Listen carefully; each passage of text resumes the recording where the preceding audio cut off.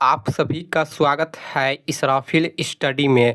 अगर आप लोग कक्षा 10वीं की तैयारी कर रहे हैं और आप लोगों को बोर्ड एग्ज़ाम देना है तो आज हम साइंस का टेस्ट लेके आए हैं।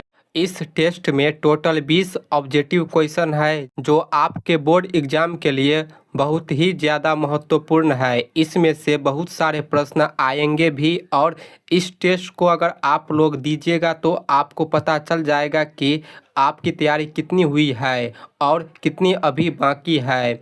तो यह टेस्ट आपके लिए बहुत ही ज़्यादा महत्वपूर्ण है। तो इस टेस्ट को आप लोग शुरू से लेकर अंत तक देखिएगा। चलिए अब हम सवाल को लगा लेते हैं। पहला सवाल है, कौन सा पदार्थ नीले लिटमस को लाल कर देता है? बोर्ड एग्ज़ाम के लिए एकदम वीवीआई क्वेश्चन है। बोर्ड एग्ज़ाम में ये क्वेश्चन आता है कि कौन सा पदार्थ है जो नीले लिटमस पत्र को लाल कर देता है। तो आपको याद रखना है, अम्ल जो है नीले लिटमस पत्र को लाल कर देता है, जबकि क्षार जो है लाल लिटमस पत्र को नीला कर देता है। ठीक है, यहाँ से दो सवाल बनेगा। पहला, नीला लिटमस पत्र को लाल कौन कर देता है? अम्ल। दूसरा, लाल लिटमस पत्र को नीला कौन कर देगा? क्षार। ठीक है, तो ये आपको याद रखना है, एग्जाम में सवाल पूछा जाता है। दूसरा सवाल है, शरीर की सबसे लंबी कोशिका कौन सी होती है? ये वाला जो सवाल है एग्जाम में बहुत आता है। आपको याद रखना है, तंत्रिका कोशिका शरीर की सबसे लंबी कोशिका है। ठीक है, इसका राइट आंसर हो जाएगा ऑप्शन ए। अगला सवाल है, निम्नलिखित में किस धातु को चाकू से काटा जा सकता है? बोर्ड एग्जाम में ये क्वेश्चन आता है, सभी एकदम वीवीआई क्वेश्चन है। सब क्वेश्चन आपको याद होना चाहिए। किस धातु को हम चाकू से काट सकते हैं? इसका ट्रिक होता है नकली, NaKli, नकली। ठीक है, इस तीनों धातु को हम चाकू से काट सकते हैं। Na का मतलब होता है सोडियम। ठीक है, K का मतलब होता है पोटासियम, Li का मतलब होता है लिथियम। ये तीनों धातु को हम चाकू से काट सकते हैं। तो इसका राइट आंसर हो जाएगा ऑप्शन नंबर बी, सोडियम। ठीक है, तो आपको याद रखना है। क्वेश्चन नंबर 4 है, पीएच स्केल पर कितनी संख्या अंकित होती है? तो यहाँ पर देखिए, पीएच स्केल में संख्या जो है 0 से लेकर 14 तक होता है। ठीक है, और बीच में जो है 7 होता है। तो ध्यान दीजिए, 0 से लेकर 7 तक जो है अम्ल होता है और 7 से 14 के बीच में जो है क्षार होता है। तो हमें सवाल में पूछा गया है पीएच स्केल पर कितनी संख्या अंकित होती है। तो टोटल नंबर कितना है? 0 से लेकर 14 तक। तो कौन से ऑप्शन में है? ऑप्शन नंबर ए में, 0 से लेकर 14 तक। इसका राइट आंसर हो जाएगा ऑप्शन नंबर ए।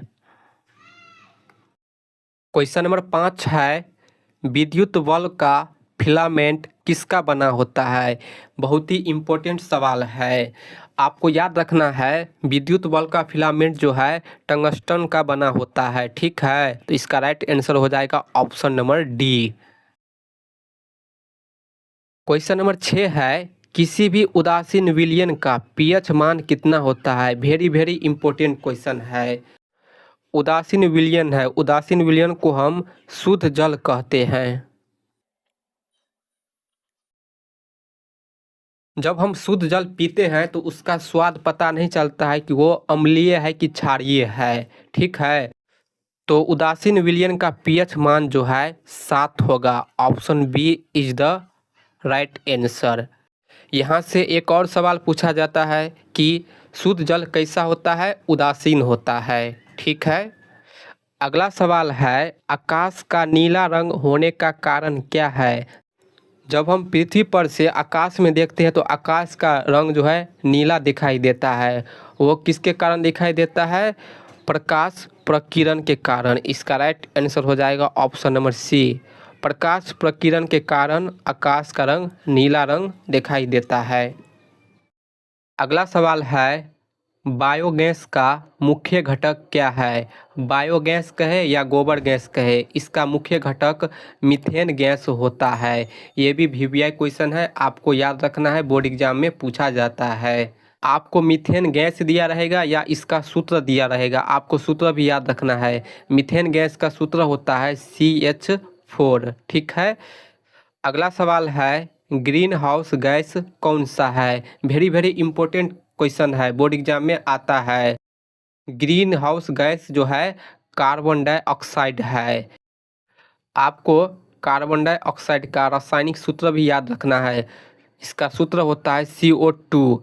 और वायुमंडल में जो है कार्बन डाइऑक्साइड 0.03 पाया जाता है। Green house gas carbon dioxide है। प्रदूषण का मुख्य घटक कार्बन डाइऑक्साइड है। ग्लोबल वार्मिंग के लिए उत्तरदायी कार्बन डाइऑक्साइड है। कार्बन डाइऑक्साइड का फार्मूला होता है CO2। ये जो है हमारे वायुमंडल में 0.03% पाया जाता है। ठीक है, वेरी वेरी इंपॉर्टेंट क्वेश्चन है, इसे याद रखिएगा। क्वेश्चन नंबर 10 है, वास्तविक प्रतिबिंब हमेशा कैसा बनता है? यह भी इम्पोर्टेंट क्वेश्चन है, बोर्ड एग्जाम में बार बार पूछा जाता है।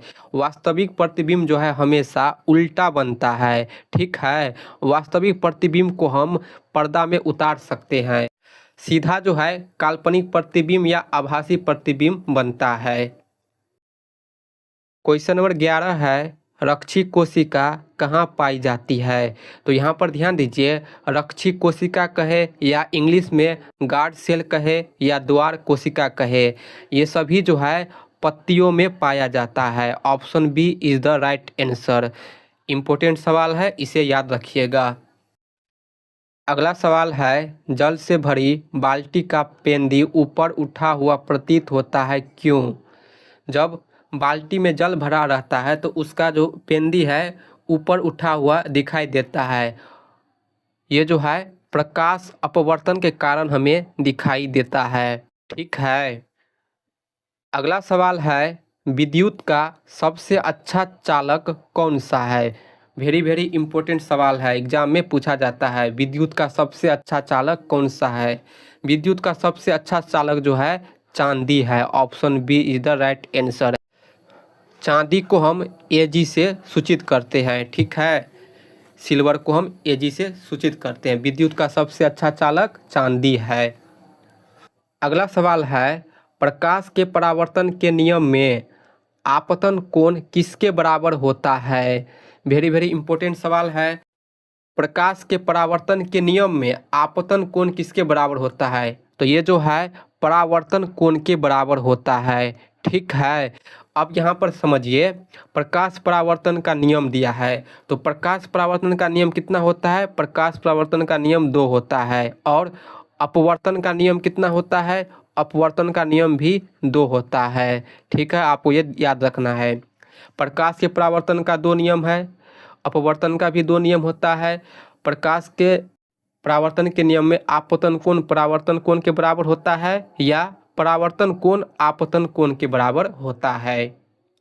अगला सवाल है, लार में कौन सा एंजाइम पाया जाता है? बहुत ही इंपॉर्टेंट सवाल है, बोर्ड एग्जाम में पूछा जाता है। सवाल है, लार में कौन सा एंजाइम पाया जाता है? तो लार में जो है टाइलिन नामक एंजाइम पाया जाता है। यहाँ से ये भी सवाल पूछा जाता है कि हमारे मुंह में लार ग्रंथि जोड़ी में कितना होता है? तो जोड़ी में जो है 3 जोड़ी होता है लार ग्रंथि। ठीक है। अगला सवाल है, फ्लोएम किसके लिए उत्तरदायी है? फ्लोएम किसके लिए उत्तरदायी है? ये सवाल हर साल पूछा जाता है। तो फ्लोएम जो है भोजन परिवहन के लिए उत्तरदायी है। जाइलम जो है जल का परिवहन के लिए उत्तरदायी है। अगला सवाल है, शुद्ध सोना कितने कैरेट का होता है? एकदम वीवीआई क्वेश्चन। शुद्ध सोना प्योर गोल्ड जो है कितने कैरेट का होता है? तो ये जो है 24 कैरेट का होता है। शुद्ध सोना जो है 24 कैरेट का होता है। अब यहाँ पर ये भी ध्यान दीजिए, 24 कैरेट सोना जो है इसका हम गहना आभूषण नहीं बना सकते हैं। क्यों नहीं बना सकते हैं? क्योंकि 24 कैरेट का सोना शुद्ध सोना जो है मुलायम होता है, इसलिए हम गहना या आभूषण नहीं बना सकते हैं। ठीक है, तो गहना बनाने के लिए कितने कैरेट का सोना यूज होता है? 22 कैरेट का। इससे हम गहना बना सकते हैं। अगला सवाल है, चंद्रमा पर खड़े अंतरिक्ष यात्री को आकाश कैसा दिखाई देता है? तो ध्यान दीजिए, चंद्रमा पर कोई वायुमंडल नहीं है, तो चंद्रमा पर कोई खड़े व्यक्ति या अंतरिक्ष यात्री देखता है आकाश में तो उसे काला दिखाई देता है। ठीक है, तो इसका राइट आंसर हो जाएगा ऑप्शन नंबर डी, काला। चंद्रमा पर खड़े अंतरिक्ष यात्री को आकाश काला दिखाई देता है। इसे याद करना है, बोर्ड एग्जाम में इस प्रकार के सवाल पूछा जाता है। क्वेश्चन नंबर 19 देखिए, प्रतिरोध का एसआई मात्रक क्या होता है? वेरी वेरी इंपॉर्टेंट क्वेश्चन है, हर बार रिपीट होता है। प्रतिरोध का एसआई मात्रक क्या होगा? तो इसका सही आंसर है ऑप्शन नंबर बी, ओम। ये लिख कर दिया है, हमें संकेत में इस प्रकार भी दे सकता है, ओम। ठीक है, प्रतिरोध का एसआई मात्रक ओम होता है। यदि प्रतिरोधकता का एसआई मात्रक पूछता तो ये ओम मीटर होता। ठीक है, प्रतिरोधकता का एसआई मात्रक ओम मीटर, प्रतिरोध का एसआई मात्रक ओम होता है। अंतिम क्वेश्चन देखिए, सवाल है, निम्न में से कौन उत्पादक है? आपको याद रखना है कि घास जो है उत्पादक है। हरे पेड़ पौधे उत्पादक होता है क्योंकि अपना भोजन स्वयं बना लेता है। ठीक है, तो आपको इसे एकदम 100% याद रखना है, बहुत ज़्यादा इम्पोर्टेंट है। यहाँ पे 20 क्वेश्चन सॉल्व कर चुके हैं। अब एक बार आप कमेंट कर कर बता दीजिए हमें कि आपका 20 प्रश्नों में से कितना सही हुआ। आप लोग कमेंट कर कर ज़रूर बताइएगा, हम आपके कमेंट को देखेंगे और लाइक भी करेंगे। ठीक है, तो जल्दी जल्दी आप लोग कमेंट कर कर बता दीजिए। अब हम आपसे अगले क्लास में मिलते हैं, तो वीडियो को लाइक कर कर चैनल को सब्सक्राइब ज़रूर कर लीजिए। Thank you.